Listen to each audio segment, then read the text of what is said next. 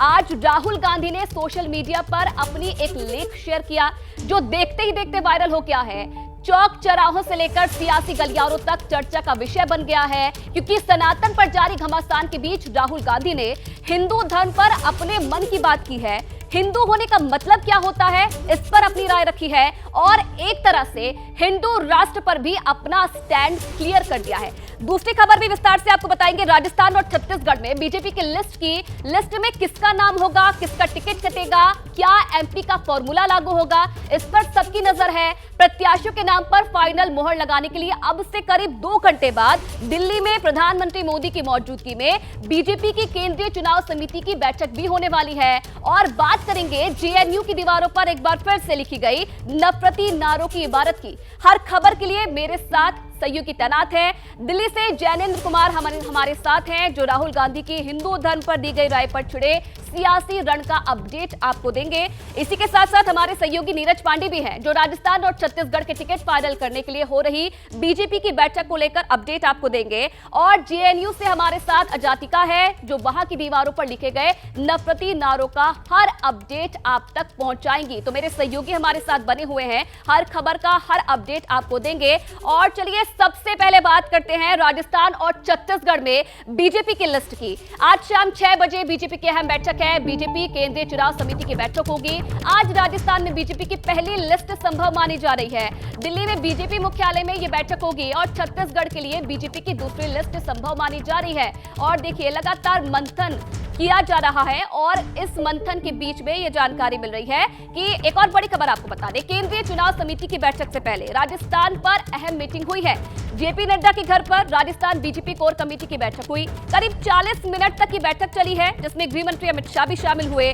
वसुंधरा राजे और गजेंद्र सिंह शेखावत भी इस मीटिंग में थे। अर्जुन राम मेघवाल भी मीटिंग में मौजूद रहे। ये वो बड़े नाम जिन्हें इस मीटिंग में बुलाया गया था, इस मीटिंग में वो शामिल हुए हैं। और माना जा रहा है कि पहली लिस्ट को लेकर कहीं ना कहीं जो नाम है उन पर मोहर लग गई है। इंतजार है कि आखिरकार राजस्थान को लेकर बीजेपी कब अपनी जो लिस्ट है वो जारी कर सकती है। तो ये बड़ी जानकारी आपको दे रहे थे हम, और अब आपको समझाएंगे कि किस तरीके से बीजेपी लगातार मंथन कर रही है और इंतजार हो रहा है लिस्ट को लेकर। अब देखने वाली बात है किन किन का नाम शामिल होता है। लिस्ट तैयार, ऐलान का इंतजार है। अब देखिए राजस्थान में क्या कुछ चल रहा है। चुनाव प्रभारी प्रहलाद जोशी के घर आज दोपहर बैठक हुई। बैठकों का दौर लगातार जारी है। आज शाम 6 बजे दिल्ली में सीईसी मीटिंग में टिकट पर मोहर लगनी है, यह भी माना जा रहा है। इसी के साथ साथ छत्तीसगढ़ पर भी बात होगी। चुनाव प्रभारी मनसुख मांडविया के घर भी दोपहर में बैठक हुई। तो देखिए, सुबह से लगातार बैठकों का दौर जारी है। राजस्थान से लेकर छत्तीसगढ़ तक तमाम दौर है वो जारी है। जेपी नड्डा के घर राजस्थान बीजेपी कोर कमेटी की मीटिंग हुई है। देखिए, प्रहलाद जोशी के बाद जेपी नड्डा के घर पर भी राजस्थान बीजेपी कोर कमेटी की मीटिंग हुई है। और इसी के साथ माना जा रहा है कि फाइनल मोहर लग गई है। पहली लिस्ट जो है वो कभी भी जारी की जा सकती है राजस्थान को लेकर। और इसी के साथ साथ छत्तीसगढ़ का अपडेट भी लिया गया है। और एक और बड़ी खबर अब आपको बता दें, बीजेपी के महामंथन पर अभी की बड़ी खबर है। छत्तीसगढ़ बीजेपी कोर कमेटी की बैठक शुरू हो गई है। बीजेपी अध्यक्ष जेपी नड्डा के घर ये मीटिंग हो रही है। रमन सिंह, ओम माथुर, मनसुख मांडविया इस बैठक में मौजूद है।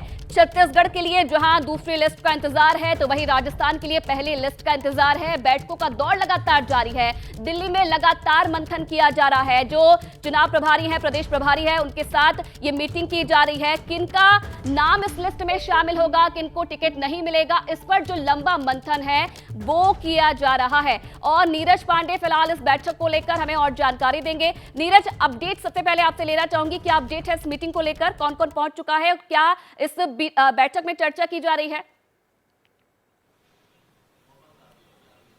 बिल्कुल आयुषी, आपने बिल्कुल सही बताया। फिलहाल इस समय छत्तीसगढ़ कोर कमेटी की बैठक चल रही, जेपी नड्डा के आवास पर चल रही है। यहाँ एक बात समझना बहुत ज़रूरी है आयुषी, टिकट बांटना एक बहुत बड़ी प्रक्रिया है। पहले जिलों से नाम आता है, फिर प्रदेश में आता है, और बहुत सारे लोग होते हैं एक एक विधानसभा से, फिर बाद में 3-3 नाम फाइनल होते हैं, फिर वो स्टेट की कोर कमेटी के सामने जाता है, फिर उसमें सेंट्रल लीडरशिप जुड़ती है, सेंट्रल लीडरशिप के सामने मामला आता है। तो पिछले कई दिन से ये प्रक्रिया चल रही है। आज भी सुबह 12 बजे से दोनों राज्यों की, छत्तीसगढ़ की भी, राजस्थान की भी अलग अलग बैठकें हुई।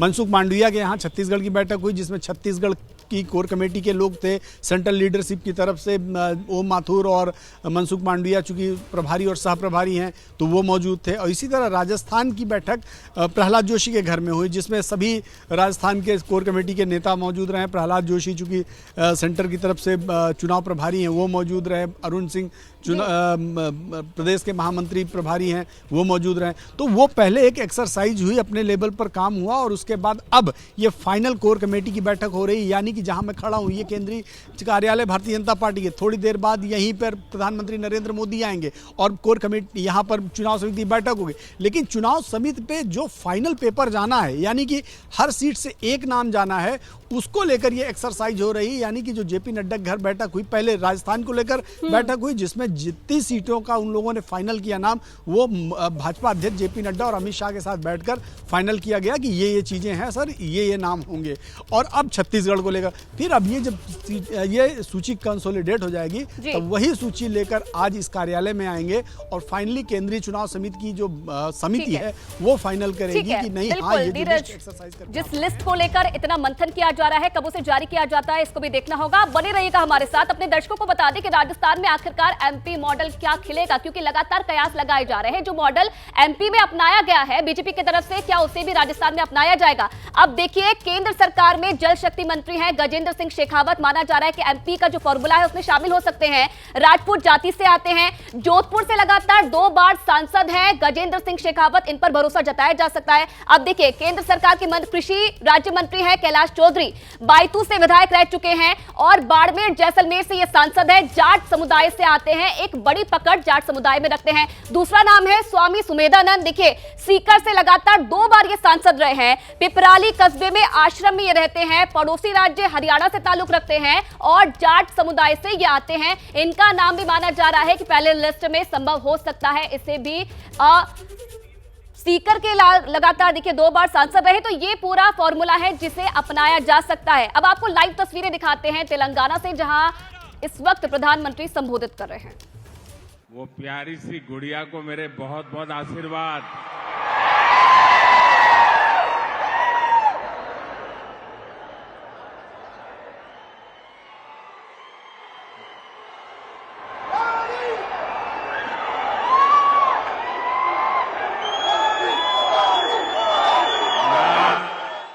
కుటుంబ సభ్యులారా, हाल के वर्षों में तेलंगाना के लोगों ने लोकसभा, विधानसभा और निकाय चुनाव में भाजपा को मजबूत किया है। आज यहां जो जन सैलाब दिख रहा है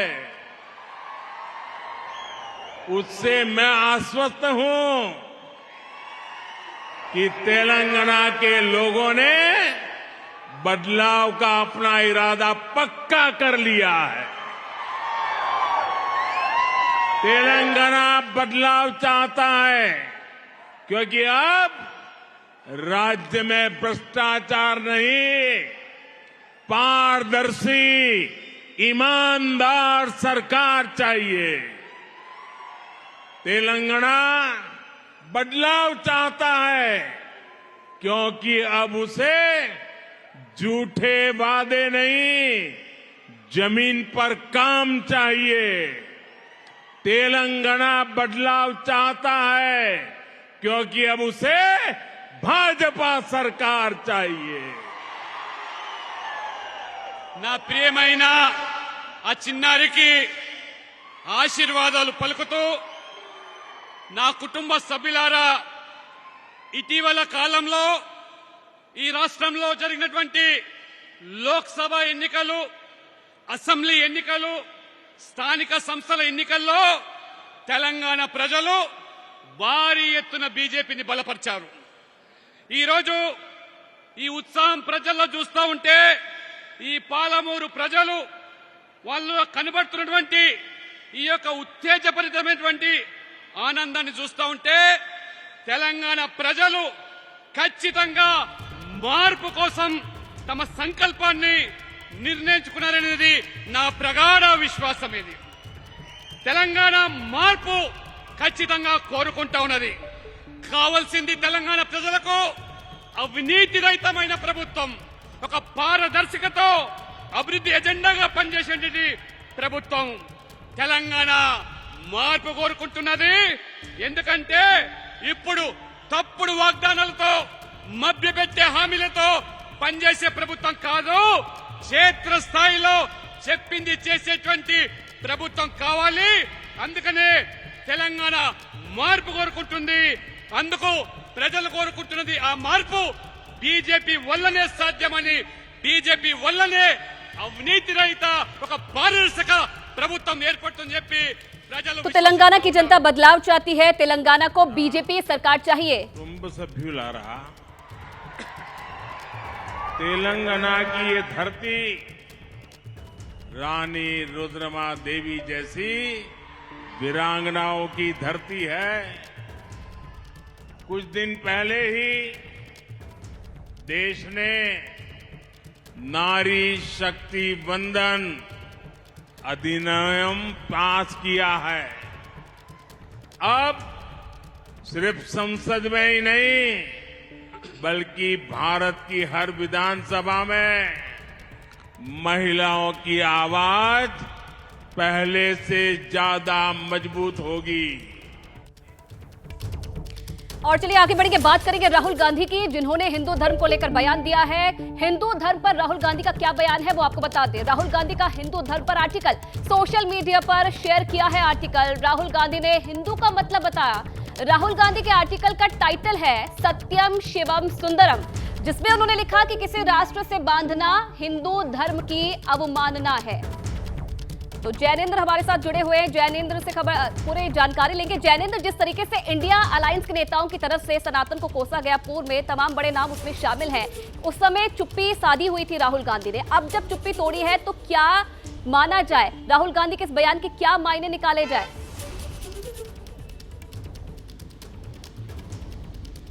देखिए, राहुल गांधी ने पहले भी हिंदुत्व बनाम हिंदू की बहस को जन्म दिया था और तब उन्होंने ये कहा था कि हिंदुत्व जिसे बीजेपी जिसका अनुसरण करती है वो हिंदू धर्म का राजनीतिक फायदा उठाने की कोशिश है और हिंदू धर्म जो है वो सहिष्णुता और प्रेम और त्याग आदि का नाम है. एक बार फिर उसी बहस को आगे बढ़ाते हुए राहुल गांधी ने जो लेख लिखा, हालांकि उसमें उन्होंने हिंदुत्व पर कोई कटाक्ष नहीं किया, निशाना नहीं साधा है, लेकिन हिंदू धर्म को लेकर के अपना दृष्टिकोण सामने रखा है. और कुल मिलाकर के जो एक धर्म की बहस है उसमें धर्म का क्या रूप कांग्रेस समझती है और हिंदू धर्म को लेकर के राहुल गांधी का क्या नजरिया है, इसको सामने रखने की कोशिश की है.